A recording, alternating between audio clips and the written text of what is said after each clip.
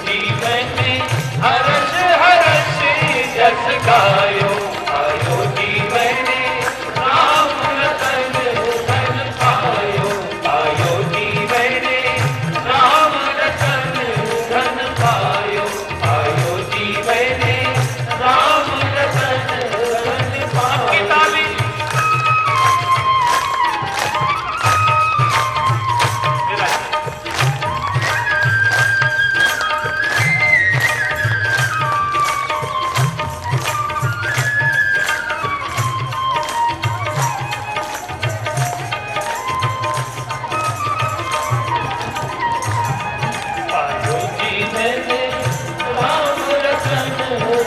पायो, पायो जीवन राम रतन धन, राम रतन धन, राम रतन धन पायो।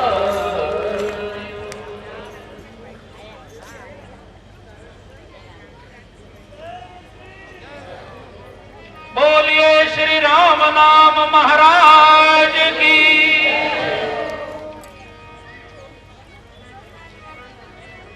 जो काम परमात्मा स्वयं करते हैं वही काम उनका नाम करता है। इसलिए बंधुओं, इस नाम को हमेशा अपनी जिह्वा पर धारण करिए। राम नाम मणिदीप धर जी है देहरी द्वार, तुलसी भीतर बाहर हो जो चाह सो जिया।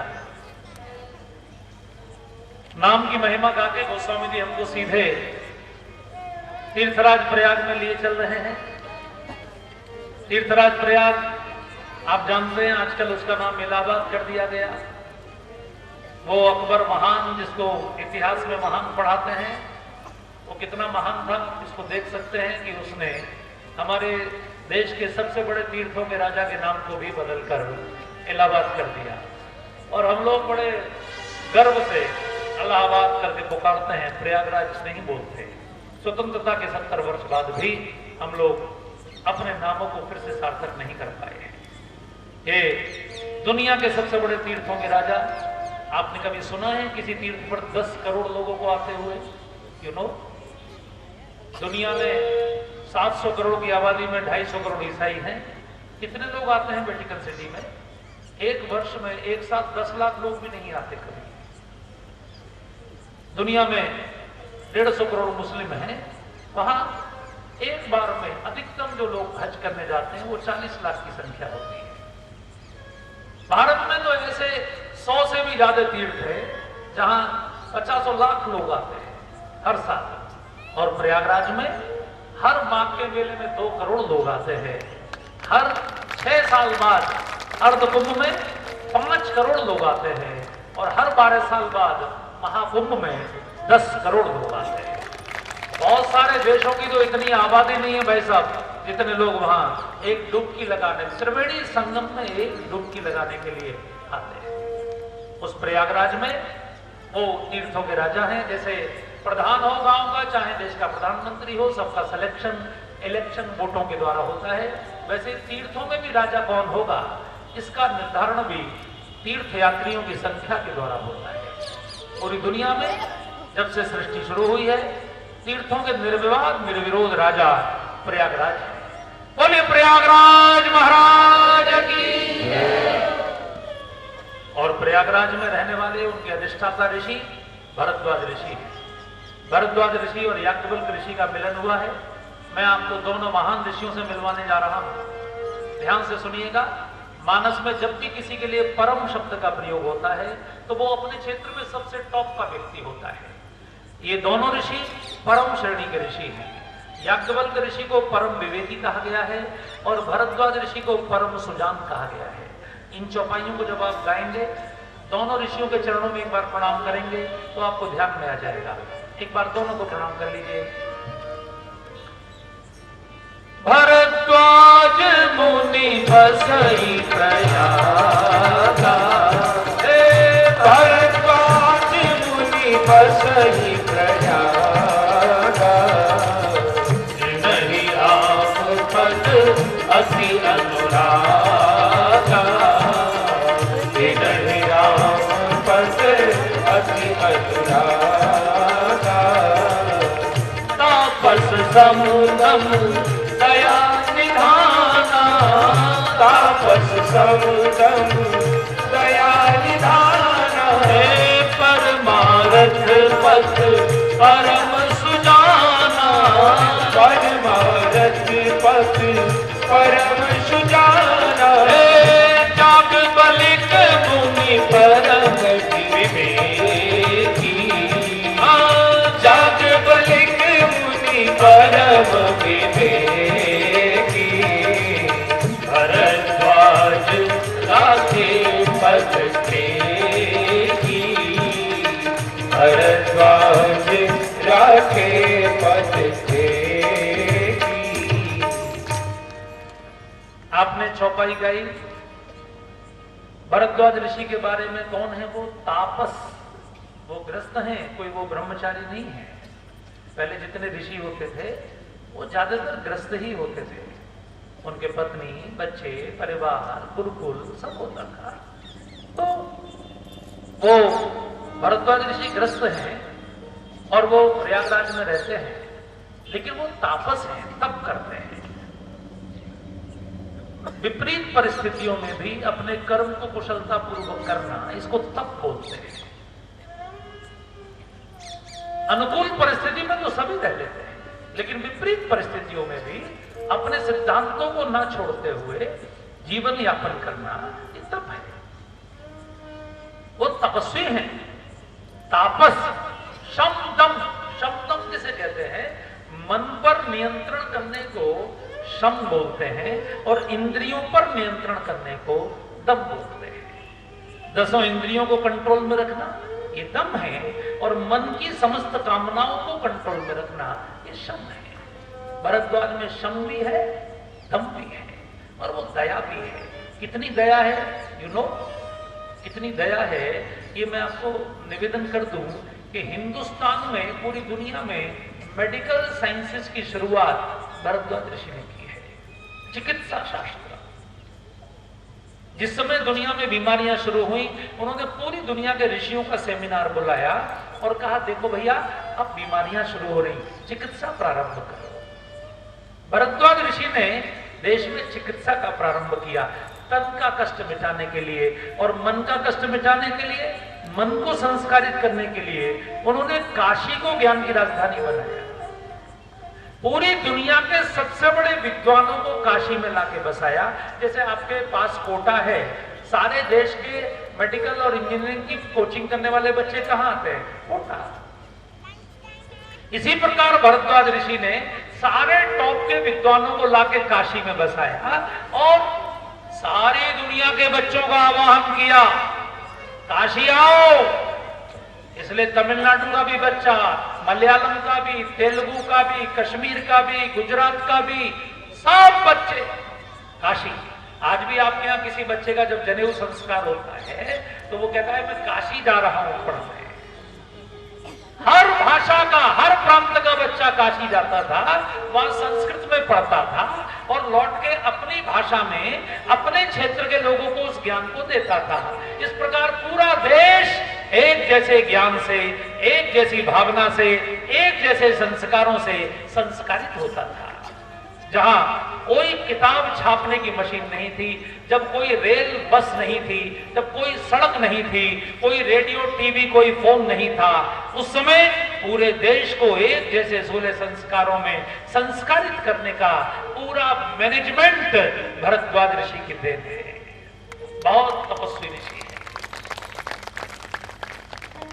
इतनी कम तालियां उनके लिए। कितना तप है उनके बारे में। हम लोग सोचते हैं तो आंखों में आंसू आ जाते हैं। हम लोग तो उनकी कमाई खा रहे हैं पैसा। उन लोगों ने कांटों पे चल के राजमार्ग बनाए हैं। जिस समय रावण पूरे देश से संस्कृति को नष्ट कर रहा है, उस समय भरद्वाज, विश्वामित्र, ये बड़े बड़े ऋषि पूरे देश में, पूरी दुनिया में संस्कृति को स्थापित कर रहे हैं। ये अद्भुत ऋषि है, ये भरद्वाज है। तो मैं आपको ध्यान दिला रहा हूं कि मन को भी, मन के कष्टों को मिटाने का भी सारा ज्ञान देने का मैनेजमेंट भरद्वाज जी का, और तन के कष्टों को मिटाने का आयुर्वेद देने का सारा काम भी भरद्वाज ऋषि का। और उन्होंने पूरी दुनिया में राम कथा प्रारंभ की। याज्ञवल्क्य ऋषि से सुनके पूरी दुनिया के विद्वानों को राम कथा उन्होंने सिखाई, क्योंकि वो प्रयागराज में रहते हैं, काशी उनका गुरुकुल है। सारी दुनिया के बच्चे जो काशी पढ़ने आते थे उन सबको राम कथा सिखाई। इस प्रकार राम कथा पूरे मानव समाज में फैल गई। राम कथा के सबसे बड़े प्रचारक भरद्वाज ऋषि हैं। और याज्ञवल्क्य का तो क्या बात है। शुक्ल यजुर्वेद के मंत्र दृष्टा ऋषि याज्ञवल्क्य हैं। हमारे यहां जो सबसे बड़ा उपनिषद है बृहदारण्यक उपनिषद, वो याज्ञवल्क्य की देन है। याज्ञवल्क्य की 2 पत्नियां थी, एक कात्यायनी और एक मैत्रेयी। बहुत बड़े ऋषि थे, बहुत धनवान थे। राजा जनक हर वर्ष ज्ञान को बढ़ाने के लिए दुनिया में हर वर्ष एक शास्त्रार्थ कराते थे। उस शास्त्रार्थ में जो जीतता था उसको राजा जनक 10,000 गाय देते थे। और उन 10,000 गायों के सींगों पर, प्रत्येक गाय के सींग पर 10-10 तोले सोना मढ़ा हुआ होता था। यानी आप कल्पना कर सकते हैं, एक शास्त्रार्थ में 10 क्विंटल सोना 10,000 गायों के साथ। और हर बार उस शास्त्रार्थ को याज्ञवल्क्य ही जीतते थे। उनके घर में कितना सोना होगा। बहुत बड़ा गुरुकुल चलाते थे, तो सोने का सदुपयोग करते थे। एक बार उन्होंने अपनी दोनों पत्नियों को बिठाया, संपत्ति को आधा आधा बांट दिया और दोनों से कहा प्रेम से रहना, इतना है कि आपके बच्चे भी खा नहीं पाएंगे, लड़ना मत, आराम से रहना। और स्वयं कमंडल उठाया। पत्नी ने पूछा आप कहां जा रहे हैं? याज्ञवल्क्य ने कहा मैं तप करने जा रहा हूं, मुझे और तप करना है। तो जो छोटी वाली थी मैत्रेयी, उन्होंने कहा मैं आपके साथ चलूंगी, मुझे संपत्ति नहीं चाहिए, ये सब दीदी को दे दीजिए, वो संभालेंगी सब, मैं आपके साथ चलूंगी। याज्ञवल्क्य ने कहा पागल हो गई हो, जानते नहीं हो वन में कितने भयंकर कष्ट भोगने पड़ते हैं? वन के कष्टों के बारे में कभी सुना है मैत्रेयी? मैत्रेयी ने कहा अगर वन में नुकसान होता तो आप क्यों जाते? कोई भी व्यक्ति लाभ के लिए क्रिया करता है, हानि के लिए तो नहीं करता। इतनी बड़ी संपत्ति को छोड़कर आप जा रहे हैं प्रभु, इसका मतलब है कि वन में इससे भी मूल्यवान कोई संपत्ति है, तभी तो आप जा रहे हैं। तो जो आप प्राप्त करने जा रहे हैं वो मैं प्राप्त करना चाहती हूं। मैत्रेयी अपने पति के साथ गई और मैत्रेयी ने वन में तप करके अपने पति से जो ज्ञान प्राप्त किया उसको बृहदारण्यक उपनिषद बोलते हैं। कभी पढ़िए अगर आपको मौका मिल जाए। गीता प्रेस गोरखपुर में छापी है वो पुस्तक, 180 रुपए की पुस्तक है। उसमें जगतगुरु शंकराचार्य की संस्कृत में व्याख्या है, फिर हिंदी में भी उसका अनुवाद है। बहुत गजब की पुस्तक है। उपनिषद माने उप माने निकट, निखत माने बैठना। जब कोई शिष्य अपने गुरु के निकट बैठकर ज्ञान प्राप्त करता है उपनिषद बनता है। जैसे अर्जुन ने श्री कृष्ण के चरणों में ज्ञान प्राप्त किया बैठकर, तो गीता एक उपनिषद। जैसे पार्वती जी ने भगवान शिव से प्राप्त किया तो रामायण एक उपनिषद। नचिकेता ने यमराज से प्राप्त किया तो कठोपनिषद बना। ये याज्ञवल्क्य आज दोनों ऋषि मिल रहे हैं प्रयागराज में, और भरद्वाज जी याज्ञवल्क्य जी से प्रार्थना कर रहे हैं कि मैं आपसे कथा सुनना चाहता हूं, राम कथा आपसे सुनना चाहता हूं। लेकिन याज्ञवल्क्य जी राम कथा प्रारंभ नहीं कर रहे हैं, याज्ञवल्क्य जी भगवान शिव से प्रारंभ कर रहे हैं। देखिए आज सोमवार है, हम लोग कितने सौभाग्यशाली हैं कि सोमवार के दिन ही याज्ञवल्क्य जी के मुख से शिव कथा प्रारंभ हुई, और यहां चित्तौड़ में भी सोमवार के ही दिन भगवान शिव का गुणगान हम लोग प्रारंभ कर रहे हैं। आज सौभाग्य से द्वादशी भी है। हालांकि जिस समय कथा निश्चित हुई थी उस समय हम लोगों ने ये नहीं सोचा था कि ये संयोग पड़ेगा। ये भगवान की कृपा है कि सोमवार को भगवान शिव का प्रसंग आ गया, और कल मंगलवार है, और अयोध्या में भी भगवान राम का जन्म मंगलवार को हुआ था, और चित्तौड़ में भी कल जन्मोत्सव मंगलवार को ही हुआ। मंगल भवन मंगलहारी, ये संयोग है। तो बिना भगवान शिव के कोई धार्मिक अनुष्ठान पूर्ण नहीं होता, आप जानते हैं। अगर किसी को अपने मन की कोई मनोकामना पूरी करनी हो तो उसको भगवान शिव की उपासना करनी चाहिए, क्योंकि करोड़ों प्रकार के अनुष्ठान भी वो फल नहीं देते जब तक भगवान शिव की कृपा ना हो। इच्छित फल बिनु शिव अवराधे, लही न कोटि जोग जग साधे। इसलिए बंधु, मेरा निवेदन है कि एक बार आप सब कैलाश पर चलिए और कैलाश से भगवान शिव कथा सुनने के लिए अपनी पत्नी के साथ जा रहे हैं। आप लोग भी, काफी लोग अपने परिवार सहित आए हैं, लेकिन जो लोग अपनी पत्नी को घर पे छोड़ आए हों उनसे मेरा निवेदन है, कल से ये भूल मत करिएगा, पत्नी के साथ आइएगा। और आप में से भी जिनके वो नहीं आए हों, वो तो समझती हैं, उनसे कहिएगा कि वो जरूर आए, क्योंकि ये कथा भी एक यज्ञ अनुष्ठान है और इसमें अगर अपने पति पत्नी हैं तो उनको साथ में आना चाहिए, ये बड़ा अच्छा रहता है। भगवान शिव अपनी पत्नी के साथ कथा सुनने जा रहे हैं। एक बार शब्द का प्रयोग तब होता है जब कोई क्रिया बार बार की जाती है। जैसे मैं अगर कहीं उल्लेख करूंगा तो मैं कहूंगा एक बार जब चित्तौड़ में कथा चल रही थी, तो जब बार बार कथा होगी तभी तो कहूंगा जब एक बार कथा चल रही थी। भगवान शिव जी की कथा सुनने बार बार जाते हैं, वो कथा के बड़े रसिक हैं, हालांकि वो दुनिया के सबसे बड़े विद्वान हैं, गुरु हैं, लेकिन तो भी भाई साहब आप कितने भी विद्वान हो, लेकिन दूसरे के मुख से सुनने का जो आनंद होता है वो अलग ही होता है, उसमें व्यक्ति की समाधि लगती है। तो बड़े भाव से भगवान शिव के साथ हम लोग भी कथा सुनने चले। मेरा निवेदन है कि इन चौपाइयों को अपने मुख से गाएं।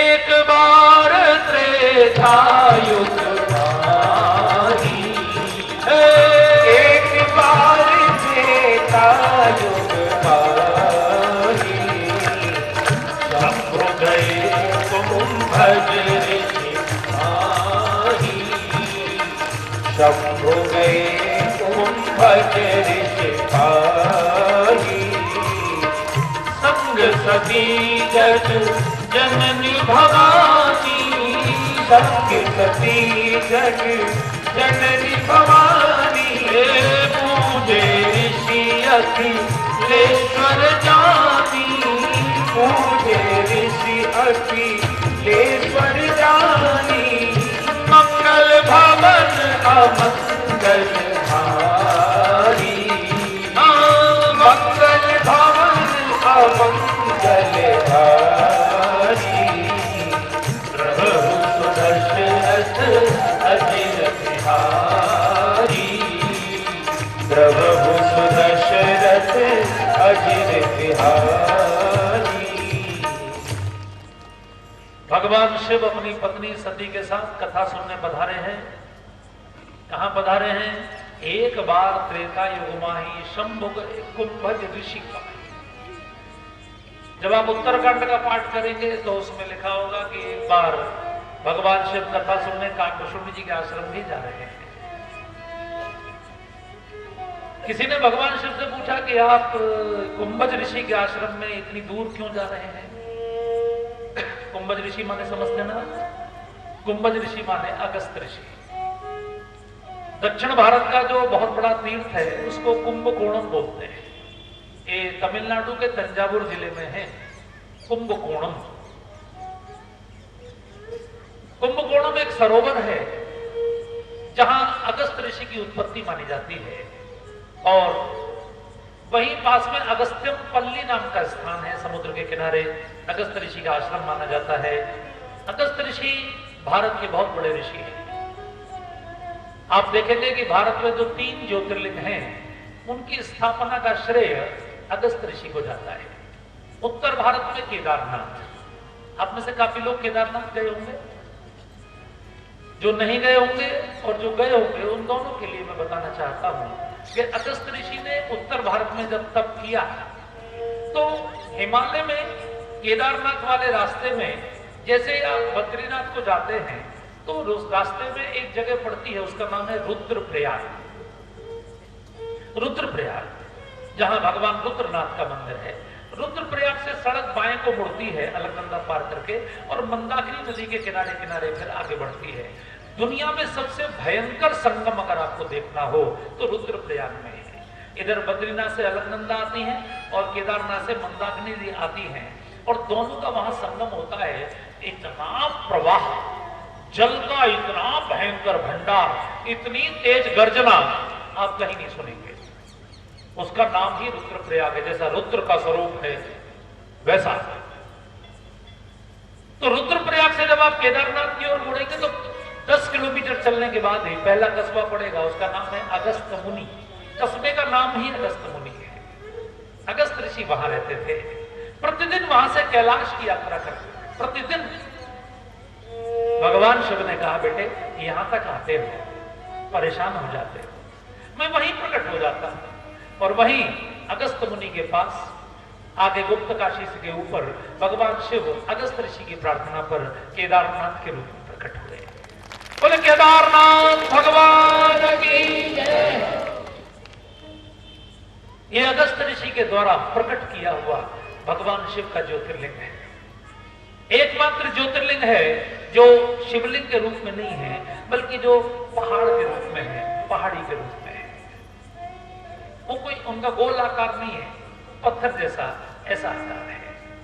साक्षात बिल्कुल जैसे कैलाश का स्वरूप है वैसा केदारनाथ का स्वरूप है। त्र्यंबकेश्वर का ज्योतिर्लिंग, जहां नासिक में कुंभ का मेला लगता है, त्र्यंबकेश्वर महादेव अगस्त ऋषि के द्वारा प्रकट किए हुए हैं। इसलिए त्र्यंबकेश्वर में अगस्त ऋषि का आश्रम था। उन्हीं से अनुमति लेकर भगवान राम ने पंचवटी में वास किया। अगस्त ऋषि ने ही भगवान राम को कहा, हे प्रभु परम मनोहर ठाऊं पावन पंचवटी ते। और जिस समय रामेश्वरम की स्थापना हुई उस समय भी अगस्त ऋषि ने कराई। दक्षिण में रामेश्वरम, उत्तर में केदारनाथ और मध्य भारत में त्र्यंबकेश्वर। ये तीनों अगस्त ऋषि, इनके अधिष्ठाता ऋषि हैं। उनसे कथा सुनने भगवान शिव जा रहे हैं। किसी ने पूछा, भोलेनाथ हिमालय में इतने सारे योगी, इतने सारे ज्ञानी हैं, उनसे आपने क्यों नहीं सुना? बीच में काशी थी, अयोध्या थी, और वृंदावन तो कथावाचकों की खान है। वहां तो पूरी दुनिया में कथावाचक जाते हैं कथा सुनाने। तो आपने वृंदावन से भी कोई कथावाचक नहीं बुलाए? आप इतनी दूर क्यों गए तमिलनाडु कथा सुनने? भगवान शिव ने कहा, दुनिया में सभी बहुत अच्छी कथा कहते हैं, लेकिन मैं उससे कथा सुनना चाहता हूं जिसका जीवन भी कथा होता है। कथा कहने में और जीवन को कथा बनाने में बड़ा अंतर है। ये तो दुनिया सब बोलती है धर्म की जय हो, अधर्म का नाश हो, लेकिन कितने लोग उस काम में लगे हैं? हम लोग आपको कथा सुनाते हैं, दक्षिणा लेके अपने घर जाते हैं, लेकिन जन जन के मन में, समाज के मन में भक्ति को जगाने का, धर्म को स्थापित करने का काम कितने लोग कर रहे हैं? भगवान शिव ने कहा, मैं ऐसे महापुरुष के मुख से कथा सुनना चाहता हूं जो इस काम में लगा हो। और आप जानते हैं अगस्त के बारे में कहा जाता है कि उन्होंने सागर पी लिया। क्यों कहा जाता है? क्योंकि सागर के पार जितने भी देश हैं उन सब में सनातन धर्म का प्रचार करने वाले ऋषि अगस्त है। कंबोडिया, जिसको श्याम देश बोलते हैं, आज वियतनाम, थाईलैंड, इंडोनेशिया, मलेशिया, पूरा यूरोप के कैलेंडर में आज भी एक महीना अगस्त के नाम पर है। अभी गया है अगस्त। यानी अगस्त के प्रति कितनी श्रद्धा है। और किसी ऋषि के नाम पर अंग्रेजी का महीना है क्या? अगस्त के नाम पर है। अगस्त के प्रति कितनी श्रद्धा है। पूरी दुनिया में सबसे बड़ा मंदिर, 200 वर्ग किलोमीटर में फैला हुआ मंदिर कंबोडिया में है, अंकोर वाट का मंदिर। अंग्रेजों ने नाम बिगाड़ दिया अंकोर वाट, उसका असली नाम है ओंकार वट। पिछले साल दुनिया के सबसे ज्यादा टूरिस्ट अगर किसी टूरिस्ट प्लेस पर गए तो वो अंकोर वाट का मंदिर देखने गए। ये अगस्त की देन है भाई साहब। ये बहुत महान ऋषि है। ये सूरज का वो बेटा है जिसने पूरी दुनिया को प्रकाशित किया है। और जब से सूरज के बेटों ने जाना छोड़ दिया तब से लालटेन के बेटे सक्रिय हो गए। दुनिया में पता नहीं कैसे कैसे पंथ सक्रिय हो गए जो आज पूरी दुनिया में आतंकवाद फैला रहे हैं, पूरी दुनिया में हिंसा फैला रहे हैं। क्योंकि जब सूरज के बेटे नहीं जाएंगे तो फिर क्या होगा? लोगों को तो रोशनी चाहिए। इसलिए जागिए, अगस्त ऋषि के पास भगवान शिव गए हैं। अगस्त ऋषि की विशेषता है भक्ति प्राप्त करके अपने घर नहीं बैठना, पूरी दुनिया में भक्ति का प्रचार करना, ज्ञान का प्रचार करना। अगस्त की दूसरी विशेषता है राक्षसों से संघर्ष, इसलिए राक्षसों को मारने की विद्या अगस्त के पास है। इसलिए भगवान राम उनकी कुटिया पर उनको गुरु बनाने जाते हैं। ये कितनी बड़ी बात है। आपने मुझे फोन किया कथा सुनाने आ जाइए, मैं आपके बीच में आ गया। ये एक सामान्य बात है। आप किसी भी कथावाचक को बुलाएंगे वो आएगा, लेकिन आप किसी की कुटिया पर जाकर कहें महाराज हम आपसे कथा सुनने आए हैं, आप यहीं बैठकर हमें सुनाइए, ये उसके लिए सम्मान की बात है। आप प्रधानमंत्री के दरवाजे पर जाएं, ये सामान्य बात है, दुनिया जाती है, लेकिन प्रधानमंत्री आपके दरवाजे पर आए, ये बहुत बड़े सम्मान की बात है। भगवान शिव जिसके दरवाजे पर स्वयं आए हो, भगवान राम जिसके दरवाजे पर स्वयं आए हो, वो कितना बड़ा महापुरुष होगा। उनके जीवन में कोई लोभ नहीं है, धन की लोभ नहीं है, उन्होंने लोभ के लिए कभी काम नहीं किया। रावण ने उनको कितना लालच दिया होगा। आप में से मैं जानता हूं चित्तौड़ में लोग बहुत प्रेमी हैं रामायण के, सुंदरकांड का पाठ करने वाले यहां बहुत सारे मंडल हैं। आप सुंदरकांड का पाठ करते समय उसमें पढ़ते होंगे 57 वेदोहे में 56 वेदोहे में रावण 2 जासूसों को भेजता है जो विभीषण की जासूसी करके सारी रिपोर्ट रावण को देते हैं। उनके नाम है शुक और सारण। वो 2 ऋषि हैं, पहले वो ऋषि थे दंडकारण्य के, बाद में राक्षस हो गए। क्योंकि रावण ऋषियों को खरीद लेता था, उनको बढ़िया पैकेज देता था, उनको कहता था सोने की गाड़ी, सोने की बिल्डिंग, सोने का फ्लैट, कितना भी पैसा लो मेरी सेवा करो। अरे कभी तो सत्ता बनती है। अमेरिका क्या करता है, दुनिया के सबसे श्रेष्ठ वैज्ञानिकों को अपने यहां नौकरी देता है, बड़ा पैकेज देता है। आप जानते हैं पाकिस्तान के पास जो F-16 विमान है, भारत पर कभी भी परमाणु बम अगर पाकिस्तान गिराएगा F-16 विमान के द्वारा ही गिराएगा। वो F-16 विमान किसने डिजाइन किया है?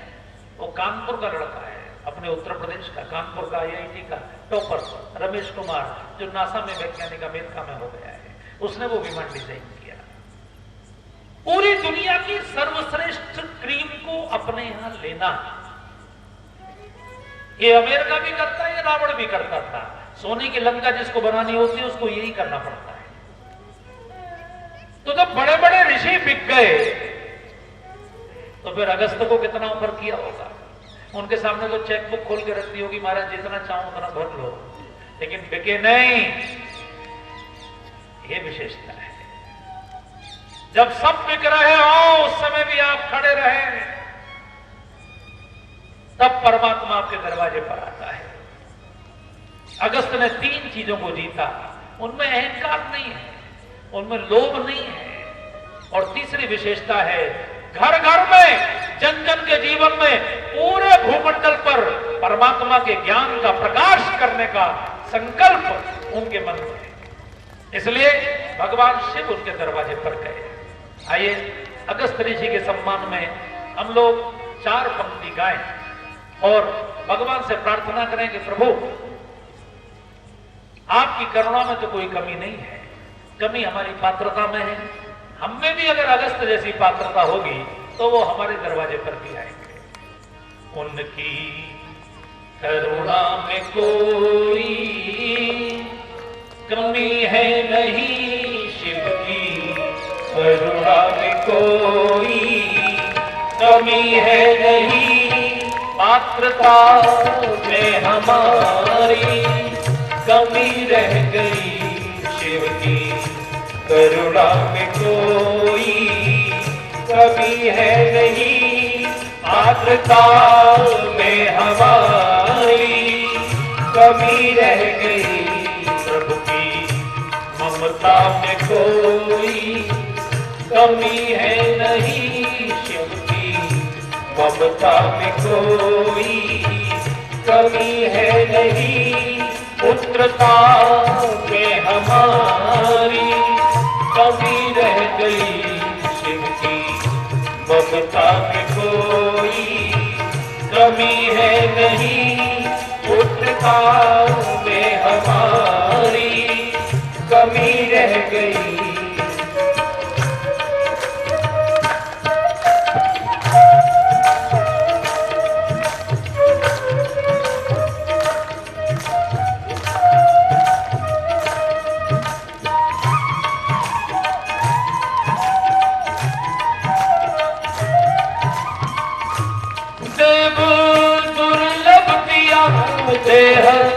प्रभु ने हमें देव दुर्लभ दिया देह, प्रभु ने हमें देव दुर्लभ दिया देह, प्रभु ने हमें देव दुर्लभ दिया देह, प्रभु ने हमें जो है भंडार गुण साधनों का विमल, जो है भंडार गुण साधनों का विमल। उनकी समता में कोई कमी है नहीं, शिव की समता में कोई कमी है नहीं, योग्यता में हमारी कमी रह गई, शिव की क्षमता में कोई कमी है नहीं, योग्यता में हमारी कमी रह गई। प्रभु की करुणा में कोई कमी है नहीं, पात्रता में हमारी कमी रह गई, प्रभु की करुणा में कोई कमी है नहीं, पात्रता में हमारी कमी रह गई।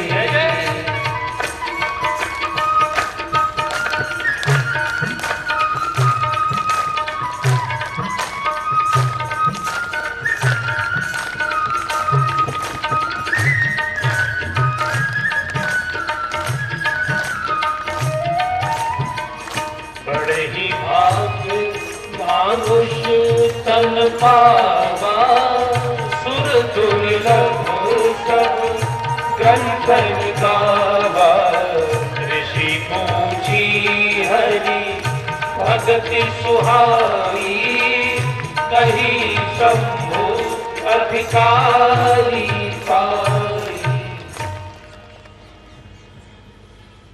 अगस्त ऋषि के यहाँ जब भगवान शिव पहुंचे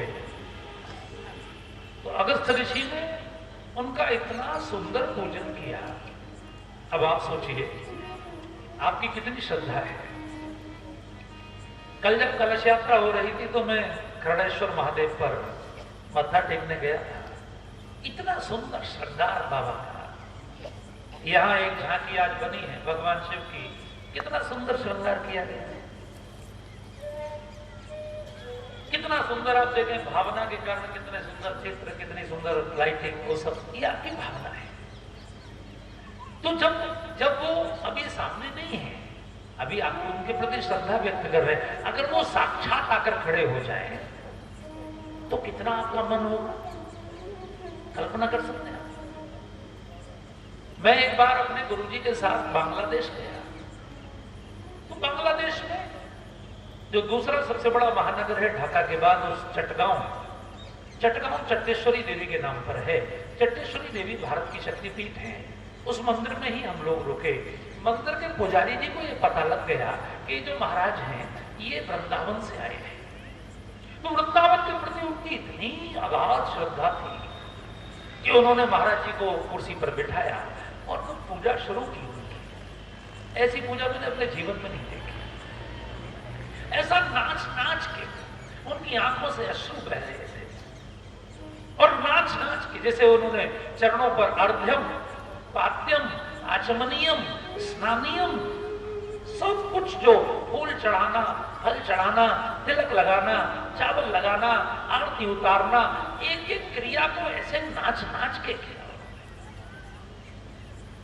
तो मैं सोच रहा था कि जब एक पुजारी, और इतने बड़े मंदिर का पुजारी, शक्तिपीठ का पुजारी, एक संत का ऐसे पूजन कर रहा है, तो भगवान शिव जब अगस्त ऋषि के यहां पहुंचे होंगे तो उन्होंने कैसे पूजन किया होगा।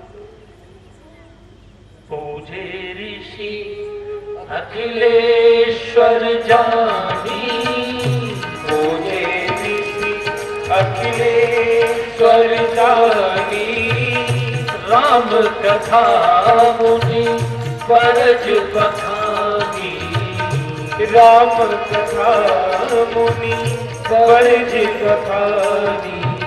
इतना सुंदर पूजन किया। सती ध्यान से देख रही थी।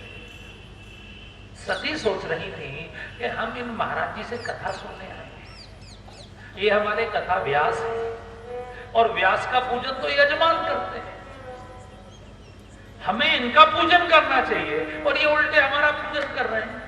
इसका मतलब है कोई छोटे मोटे व्यास है। देखिए कई बार क्या होता है कि हम मनुष्य की सरलता से ऐसा सोचते हैं कि ये कोई छोटा व्यक्ति है। अगर कोई सरल है तो, और अगर आप ऐसे गंभीर होकर बैठ जाए, बोले ही नहीं,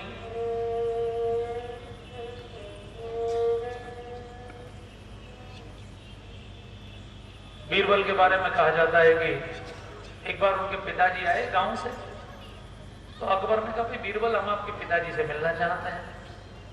बीरबल ने कहा क्या करेंगे मिल के? अरे नहीं भाई आप इतने विद्वान हैं तो हम देखना चाहते हैं आपके पिताजी कितने विद्वान होंगे। बीरबल ने अपने पिताजी को कहा पिताजी बोलना नहीं, बादशाह है तो बोलना नहीं। अब पिताजी मौन होकर बैठ गए। अब अकबर बहुतरी बात शुरू करेंगे, अंकल जी क्या हाल है, लेकिन वो बोलेंगे। बीरबल से पूछा ये बोलते क्यों नहीं? बीरबल ने कहा कि वो बोल रहे हैं कि महापुरुषों को मौन ही रहना चाहिए। अकबर ने कहा हम इतने बोल रहे हैं और ये बिल्कुल नहीं बोल रहे। उन्होंने कहा नहीं वो कह रहे हैं कि मूर्खों के साथ तो बिल्कुल नहीं बोलना चाहिए। तो जितना आप मौन बैठे, जितना गंभीर होकर बैठे उतना, और अब तो दुनिया विद्वान समझे, और अगर आप जरा से सरल हो जाए, हंस बोल लें तो लोग समझे नहीं तो अपने जैसे। अरे अपने जैसे तो है ही है। दुनिया में हर व्यक्ति खाएगा भी, बोलेगा भी, हंसेगा भी। अब किसके अंदर कितना ज्ञान है ये आप खाली हंसने बोलने से कैसे पहचानेंगे? ऋषि की सरलता को सती ने गलत अर्थों में ले लिया और उनको लगा तो कोई छोटा मोटा कथा व्यास है, भोलेनाथ तो भोलेनाथ है, भंडारी है, ये तो भस्मासुर को वरदान देते थे। इसलिए उनकी श्रद्धा उनके प्रति नहीं हुई। और जब तक आपकी श्रद्धा नहीं होगी, कितना भी बड़ा कोई व्यास आ जाए आप कथा नहीं सुन सकते, बैठे भले ही रहे। इसलिए सती वहां 9 दिन रही तो सही, लेकिन उन्होंने 9 दिन कथा नहीं सुनी। फिर क्या किया आपको पता है? साउथ की सिल्क बहुत अच्छी होती है और वो भी कांजीवरम की सिल्क। तो नल्ली के शोरूम पे जाके, नल्ली बहुत बड़ा ब्रांड है साउथ का, तो सती तो अपनी शॉपिंग में व्यस्त हो गई। बोले मैं कुछ चलो साउथ की अच्छी साड़ियां ले चलूं। फिर उन्होंने अगस्त जी की पत्नी से भी मित्रता कर ली, लोपामुद्रा जी से, और कहा बहन जी आप मुझे जरा डोसा बनाना सिखा दीजिए, इडली सिखा दीजिए, सांभर सिखा दीजिए, बड़ा सिखा दीजिए। तो माताओं को ज्यादा रुचि इसी में होती है, अपना भोजन की सामग्री में, वस्त्रों में, गहनों में, इन चीजों में। साउथ का सोना भी बहुत अच्छा होता है। तो सती उसमें व्यस्त हो गई। कथा किसने सुनी? बोले कथा केवल शिव ने सुनी। सुनी महेश परम सुख मानी। अब कथा कहने वाला वक्ता अगर इतना श्रेष्ठ हो और श्रोता भगवान शिव जैसा हो तो परम सुख तो प्राप्त हो नहीं। क्योंकि कथा का जो आनंद है उसमें 100 नंबर होते हैं, और 100 नंबर कैसे होते हैं? उसमें 20-20 नंबर की 5 चीजें होती हैं। 20 नंबर होते हैं स्थान के, 20 नंबर होते हैं काल के। स्थान भी श्रेष्ठ, जैसे आपका स्थान है ये चित्तौड़गढ़ की भूमि और गंभीर नदी का तट। चित्तौड़ तो साक्षात चित्रकूट ही है, तो ये स्थान भी दिव्य है। और काल तो परम दिव्य है, क्योंकि दशहरे के तुरंत बाद अगले ही दिन भगवान राम का विजयोत्सव होते ही उनकी गुणगाथा को गाने का हम लोग। दशहरा और दीपावली के बीच का काल दुनिया का सर्वश्रेष्ठ काल है। भगवान राम की विजय से भगवान राम के राज्योत्सव के बीच का समय। 20 नंबर और 20 नंबर 40 नंबर ये तो पक्के हो गए। स्थान और काल यानी पासिंग मार्क्स तो आते। और इसमें फिर 20 नंबर होते हैं भावना के। अब भावना सबकी एक जैसी नहीं होती, मैन टू मैन डिफर करती है। मुंडे मुंडे मतिर भिन्न। भावना होती है संबंध से, परमात्मा के प्रति कितना जुड़ाव होता है। जैसी जाकी रही भावना, जैसी प्रभु मूरत देखी तिन तैसी। तो किसकी कितनी भावना है, तो भावना भी यहां आपको दिखाई पड़ी रही कितनी सुंदर है। 20 नंबर होते हैं पुरुषार्थ के, आपने कितनी मेहनत की। अब यहां बैठकर आपको कोई फावड़ा तो चलाना नहीं है, यानी सुनने की मेहनत, किसने कितनी श्रद्धा से सुना, कितने ध्यान से सुना। भगवान शिव ने इतने ध्यान से सुना, तो ये 80 नंबर आपके हाथ में है। आप अच्छी तरह अगर सुनेंगे, इस देश में एक ऐसा प्रेत हुआ जिसका नाम धुंधकारी था। उसने अपने छोटे भाई गोकर्ण से ऐसी कथा सुनी कि बांस के अंदर की 7 गांठें फट गईं और 7वें दिन वो धुंधकारी मुक्त हो गया। चतुर्भुज रूप में उसको भगवान की सारूप्य भक्ति प्राप्त हुई। एक हेलीकॉप्टर उतरा, धुंधकारी को बिठा के ले जाने लगा, तो गोकर्ण जी ने मंच के माइक से ही हेलीकॉप्टर के पायलट से क्वेश्चन पूछा, भैया इसको क्यों ले जा रहे हो? पायलट ने कहा, क्योंकि इसने कथा सुनी है। गोकर्ण जी ने कहा, कथा तो पंडाल में हजारों लोगों ने सुनी है, इनको क्यों नहीं ले जा रहे? पायलट ने कहा, पूछ लीजिए अगर कोई जाना चाहे तो। एक बहुत बूढ़े सज्जन थे, उनसे पूछा, बाबा जी आप चले जाइए, अब तो आपने दुनिया देख ली, ऐसा मौका नहीं मिलेगा, सशरीर वैकुंठ जाने का अवसर है। बाबा जी ने कहा, मैं नहीं जाऊंगा। बोले क्यों? बोले ब्याज के पे उठे हुए पैसों को कौन वसूलेगा।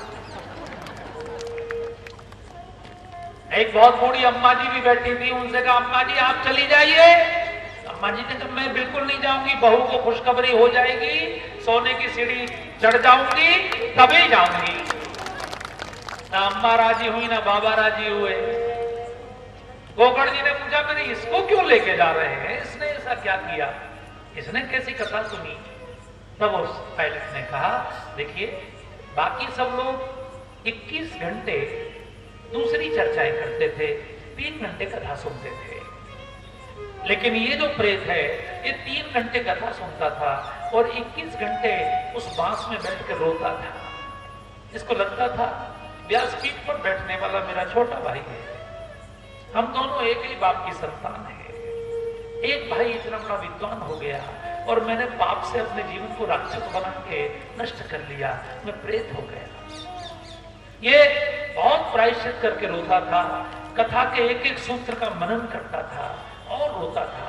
कथा के सूत्रों का मनन करते करते इन 7 दिनों में लगातार 24 घंटे इसके आंसू बहे हैं, इसलिए इसके मन का सारा मैल धुल गया, इसका मन निर्मल हो गया। और भगवान ने कहा, जाओ पृथ्वी पर एक आदमी वैकुंठ आने लायक हो गया है, ले आओ। कैसे सुना? सुनी महेश परम सुख मानी, सुनी महेश परम सुख मानी, राम कथा मुनि परज बखानी, राम कथा मुनि परज बखानी। भगवान शिव इतने गदगद हो गए, परम सुख प्राप्त हो गया उनको। उन्होंने कहा, मैं आपको दक्षिण देना चाहता हूं। कथा के अंत में कथा व्यास का पूजन होता है, लेकिन अगर मैं अपने मन से दूं और आपको अच्छा नहीं लगा तो फिर मुझे आनंद नहीं आएगा। तो जिसमें आप संतुष्ट हो वो मांगिए, जो मांगना चाहिए। मैं दुनिया को वरदान देता हूं, आपने तो मुझे परम सुख प्रदान किया है। हे ऋषि, आप जो कहें वो मैं दूं। ऋषि की भी आंखों में आंसू आ गए। उन्होंने कहा, भोलेनाथ, दुनिया की सबसे कीमती चीज आपके पास है। अरे रुपया पैसा सोना चांदी तो दुनिया वालों से मांग लूंगा, आपसे मांगूंगा तो दुनिया की चीज नहीं मांगूंगा। आपसे तो मैं सबसे मूल्यवान वस्तु मांगूंगा और वो होती है परमात्मा की भक्ति। मैं जानता हूं कि परमात्मा की भक्ति केवल शिव दे सकते हैं। ये भगवान राम ने अयोध्या के लोगों को कहा था कि और वे गुप्त मत सबई कहूं कर जोर, शंकर भजन बिना नर भगत न पावई हो। इसलिए अगर मुझसे प्रसन्न है पुरारी हे महादेव, अगर मुझ पर प्रसन्न है तो मुझे भक्ति का वरदान दीजिए। ऋषि ने भक्ति मांगी। बहुत प्यारी चौपाई। ऋषि पूछी हरि भक्ति सुहाई, ऋषि पूछी हरि भक्ति सुहाई, कही शंभु अधिकारी पाई, कही शंभु अधिकारी पाई। मंगल भवन अमंगल हारी, मंगल भवन अमंगल हारी, प्रभु सुदशरथ अचिर बिहारी, प्रभु सुदशरथ अचिर बिहारी। राम सदा सेवक रुचि राखी, राम सदा सेवक रुचि राखी, वेद पुराण साधु सुर साखी, वेद पुराण साधु सुर साखी। भक्ति का वरदान अगस्त्य ऋषि को मिला। जो लोग भागवत पढ़ते होंगे उसको ये ध्यान होगा कि उसने प्रथम अध्याय में ही भक्ति देवी नारद जी को बोलती हैं कि मैं द्रविड़ देश उत्पन्ना कर्नाटके वृद्धिगता क्वचित क्वचित महाराष्ट्र। ऐसा भक्ति देवी बोलती है कि मैं तमिलनाडु में पैदा हुई, मैं कर्नाटक में बढ़ी, मैं महाराष्ट्र में भी ठीक ठाक रही, मैं गुजरात जाके थोड़ी छीण हो गई और वहां से मुझे जाना पड़ा। उस समय गुजरात की हालत ऐसी रही होगी। अब आजकल तो गुजरात में बहुत भक्ति है, जब से वल्लभाचार्य जी के चरण वहां पड़े। नहीं तो एक जमाना ऐसा था कि वहां दुनिया का सबसे विद्वान ब्राह्मण सुदामा वो भूखा मर रहा है। बंधु, ये भक्ति द्रविड़ देश में यानी तमिलनाडु में उत्पन्न हुई और तमिलनाडु में ही भगवान शिव ने अगस्त से कथा सुनकर उनको भक्ति का वरदान दिया है। ये भक्ति अगस्त ऋषि के यहाँ उन्हीं का प्रसाद है। ऐसे महान ऋषि, उनके आश्रम से कथा सुनकर भगवान शिव लौटे हैं। उनके प्रति हम लोगों की बड़ी श्रद्धा है। पहले वो उत्तर भारत में रहते थे, फिर वो दक्षिण भारत चले गए। ये तमिल भाषा का आविष्कार उन्होंने ही किया है। ये जो दक्षिण भारत के जितने भी प्रांत हैं, आज आप देखते हैं कितने संस्कारित हैं, कितने भक्त हैं, कितने बड़े बड़े मंदिर वहां पर हैं। वहां का जीवन कितना भक्तिमय है। वहां प्रत्येक घर के आगे रंगोली बनना, प्रत्येक व्यक्ति का तिलक लगना, सब पूरा जीवन का लाइफ स्टाइल आप देखेंगे कितना भक्ति से भरा हुआ है। ये किसकी देन है? अगस्त ऋषि की देन है। ऐसे महान ऋषि को प्रणाम करते हुए बोले अगस्त जी महाराज की जय। आज द्वादशी के पावन दिन 3 ऋषियों से आपकी भेंट हुई, बड़ी सुंदर। भरद्वाज जी से भेंट हुई आपकी याज्ञवल्क्य जी से भेंट हुई और आपकी अगस्त जी से भेंट हुई। अब भगवान शिव वापस लौट रहे हैं और वापस लौटते समय जो भी साउथ से ट्रेन नॉर्थ को जाती है वो महाराष्ट्र में होकर ही जाती है, चाहे वो नासिक वाले रूट से जाए और चाहे वो नागपुर वाले रूट से जाए। भगवान शिव भी नासिक वाले रूट से होकर वापस लौट रहे हैं और रास्ते में त्र्यंबकेश्वर महादेव का ज्योतिर्लिंग है, वहां पर भगवान शिव भगवान राम का दर्शन कर रहे हैं। उसी समय भगवान राम की पत्नी जानकी जी को रावण हरण करके ले गया है और भगवान राम उनको खोजते हुए लीला कर रहे हैं। हे खगमृग हे मधुकर्षिणी, तुम देखी सीता मृग देवी। अगर आप ध्यान से कथा सुनते हैं तो कोई ना कोई आपके जीवन में शुभ लक्षण प्रकट होता है। भगवान शिव को लौटते ही भगवान राम का दर्शन हुआ, ये कथा का फल उनको प्राप्त हुआ और वो इतने आनंद में भर गए। भगवान राम का दर्शन करते ही दूर से उन्होंने जयकारा लगाया, बोल सच्चिदानंद भगवान की जय। सती ने देखा, क्योंकि भगवान शिव जयकारा लगाने के बाद आंखें बंद कर लिए, आंखों से आंसुओं की धार शुरू हो गई, बिल्कुल पुलकित हो रहा था शरीर, बार बार शरीर में कंपन हो रहा था। सती ने उनका हाथ पकड़ के पूछा, भोलेनाथ आप साइलेंट मोड पर कैसे चले गए? आप बोलते क्यों नहीं? ये क्या हो गया? आप किनकी जय बोल रहे हैं? पूरी आपकी जय बोलती, हर हर महादेव करती। भोलेनाथ ने कहा, देवी ये सामने देख रही हो ये वो हैं जिनकी हम कथा सुनकर आए हैं, जिनकी भक्ति का आशीर्वाद देकर आए हैं, जो मेरे इष्ट हैं, जिनका मैं ध्यान करता हूं। सोई मम इष्ट देव रघुवीरा। लेकिन चूंकि सती ने कथा नहीं सुनी थी, अब जिसने सुना नहीं वो जानेगा कैसे? भाई आज 2 अक्टूबर है, 2 अक्टूबर को पूज्य महात्मा गांधी जी की जयंती है। आप महात्मा गांधी जी को जानते हैं, पूरा देश जानता है। क्यों जानता है? क्योंकि हमको सारे बच्चों को कोर्स में महात्मा गांधी जी की जीवनी पढ़ाई जाती है। हर नोट पर महात्मा गांधी जी छपे होते हैं, इसलिए पूरा देश उनको जानता है। अब अगर याज्ञवल्क्य जी को पढ़ाया जाएगा तो पूरा देश याज्ञवल्क्य जी को जानेगा, भरद्वाज जी को पढ़ाया जाएगा तो पूरा देश भरद्वाज जी को जानेगा। और जब किसी को नहीं पढ़ाया जाएगा, लोग कैसे जानेंगे उसको? पहले हर देश के जितने भी बोर्ड थे शिक्षा के, उन सब पे पढ़ाया जाता था। रणबीर चौकड़ी भर भर कर चेतक बन गया निराला था, महाराणा प्रताप के घोड़े से पड़ गया हवा का ताला था, तो पूरा देश जानता था। अब बीच में षड्यंत्र करके उन कविताओं को निकाल दिया गया कोर्स में से। तो जब बच्चे पढ़ेंगे नहीं तो जानेंगे कैसे? सती ने चूंकि कथा नहीं सुनी, इसलिए सती कैसे जानेंगी?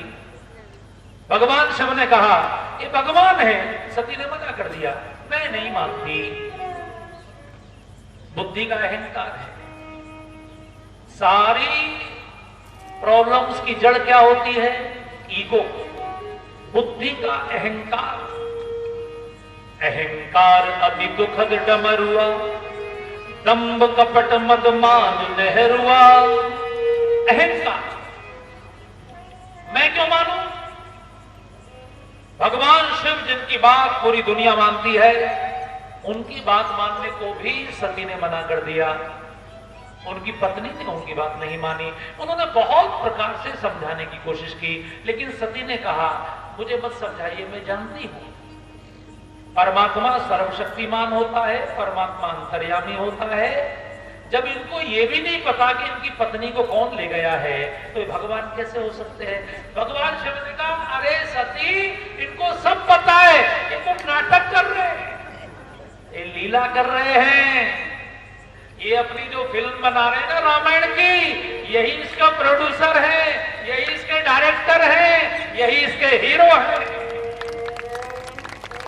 इन्होंने ही तय किया है कि विलेन कौन बनेगा, उसी को निपटाने जा रहे हैं, उसी का नाटक बनाया है। लेकिन सती मानने को तैयार नहीं हुई। अब आप सोचिए, कोई दूसरा आपकी बात ना माने तो आप उससे लड़ सकते हैं, लेकिन जब कोई अपना आपकी बात ना माने तो क्या करेंगे आप? वो मेरे खून का प्यासा है, क्या किया जाए? और उसी से खून का रिश्ता है, क्या किया जाए? आपके अपने जब आपके विरोधी हो जाते हैं तो टेंशन के अलावा और कोई बात नहीं होती, व्यक्ति तनाव में आ जाता है। लेकिन भगवान शिव के जो भक्त हैं वो तनाव में नहीं आते। अगर आप सचमुच में भगवान शिव के भक्त हैं तो मैं आपसे निवेदन करूंगा कि इस घटना से सीखिए। कभी पत्नी नहीं मानेंगी, कभी पति नहीं मानेंगे, कभी भाई नहीं मानेंगे, कभी बेटा नहीं मानेगा, कभी बेटी नहीं मानेगी, कभी अपने माता पिता नहीं मानेंगे, कभी आपके जो सबसे बेस्ट फ्रेंड जिन्हें आप मानते होंगे वो नहीं मानेंगे। ऐसे में आप क्या करेंगे? आपकी सही बात को भी नहीं स्वीकार करेंगे। ऐसे में क्या करना? तो ऐसे में नाराज नहीं होना, समझाने की कोशिश करना, और ना माने तो धीरे से मुस्कुराना। ना मुस्कुराइए और भगवान शिव का ध्यान करना, और फिर एक चौपाई बोलना। वो चौपाई आप सबको याद है? जरा देखता हूं ज्यादा किसको याद है। आधी चौपाई माताएं गाएंगी, आधी चौपाई भाई लोग गाएंगे। देखते कौन तेज गाते हैं। पहले आपका नंबर है। होई है सोई जो राम रचिरा था,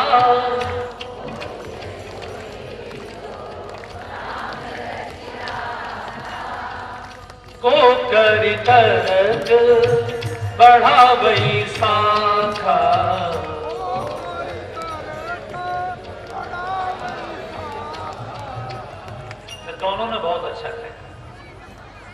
अगर दोनों ऐसे ही गाएं तो घर कैसा बनेगा?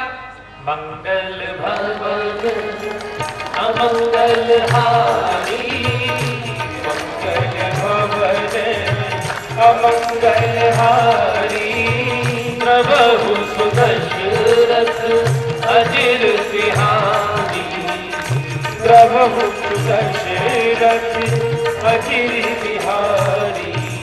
भगवान शिव ने पूरी बात समझाई, बहुत अच्छी तरह समझाई, लेकिन सती को समझ में नहीं आई। तब वो नाराज नहीं हुए, उन्होंने ये चौपाई बोली, होई है सोई जो राम रचि राखा। मैं आपसे निवेदन करूंगा, अगर ये चौपाई आप अपने जीवन में धारण कर लेंगे, बहुत सुखी रहेंगे। क्योंकि ध्यान रखिए, दुनिया में सब कुछ आपके मन के अनुसार होने वाला नहीं है। बहुत सारी बातें ऐसी होंगी जो आपके मन के भी प्रतिकूल होंगी, आपके ना चाहने के बाद भी होंगी, और आपके अपने ही लोग आपकी बात नहीं सुनेंगे। तब परेशान मत होइए, क्योंकि आपने उनका निर्माण नहीं किया है, आपने अपना भी निर्माण नहीं किया है। क्या आप में से किसी ने फॉर्म भरा था कि मैं जन्म लूंगा, मैं जन्म लूंगी? ये किसी ने ऑनलाइन तो नहीं भरा था भगवान की? मैं कौन से घर में, कौन से माता पिता के यहाँ, किन भाई बहनों के साथ जन्म लेंगे हम, ये हमने तो फॉर्म नहीं भरा था। हमारी जन्म पत्री कैसी बनेगी, उसमें कौन से ग्रह होंगे, कौन से हमारे नक्षत्र होंगे, कौन हमारा स्वभाव होगा, ये हमने तय नहीं किया। अच्छा, हमको जो पति पत्नी मिले, उसमें भी सभी लोग कोशिश करते हैं कि अच्छे से अच्छी जोड़ी मिले। हर बाप कोशिश करता है कि मेरा दामाद अच्छा हो, बेटी का बाप, हर बेटे का बाप भी कोशिश करता है मेरी बहू अच्छी हो। उसके लिए जन्म पत्री भी मिलवाते हैं बेटे और बेटी की। लड़का और लड़की की जन्म पत्री मिलाई जाती है। मेरी समझ में आज तक ये बात नहीं आई कि सास बहू की क्यों नहीं मिलाई जाती। और लड़का लड़की की जन्म पत्री में 36 गुण होते हैं, उनमें से 18 गुण भी अगर मैच कर जाए तो पंडित जी कहते हैं पास हो गई जन्म पत्री, शादी हो जाएगी। लेकिन मैं आपसे कह रहा हूं, अगर 36 में से 32 भी मिल जाए, यानी 50% की जगह अगर 90% भी मैच कर जाए, तो भी 3-4 गुण तो ऐसे बचे ना जो आपस में मैच नहीं हुए। तो जीवन में कभी ना कभी ऐसा जरूर होगा जब आपके विचार मैच नहीं करेंगे, किसी ना किसी मुद्दे पर मतभेद होगा। अच्छा, पत्नी की बात छोड़िए, आप अपनी जन्म पत्री अपने बेटे से मिला के देख लीजिए, अपने मित्र से मिला के देख लीजिए, अपने पिताजी से मिला के देख लीजिए, जिसको आप सबसे प्रिय समझते हो उससे मिला के देख लीजिए। सारे गुण मैच नहीं करेंगे तो आप, उसका जन्म आपके द्वारा नहीं हुआ, वो भगवान की इच्छा से हुआ है। और हमारे जीवन में कौन हमको मिले, कैसे माता, कैसे पिता, कैसे भाई, कैसी बहन, कैसी पत्नी, कैसे बच्चे, वो परमात्मा का प्रसाद है। वो अगर माने तो ठीक, ना माने तो भी ठीक। अपने को समझाने की कोशिश करना, लेकिन अगर ना समझे तो फिर टेंशन में नहीं आना, चेहरे को नहीं बिगाड़ना, बल्कि धीरे से मुस्कुराना और भगवान शिव को याद करना। हे नीलकंठ, जैसे आप विष पी लेते हो, वैसे मुझे भी विष पीने की क्षमता प्रदान कर। भोलेनाथ, मैं भी विष पीते हुए मुस्कुरा सकूं।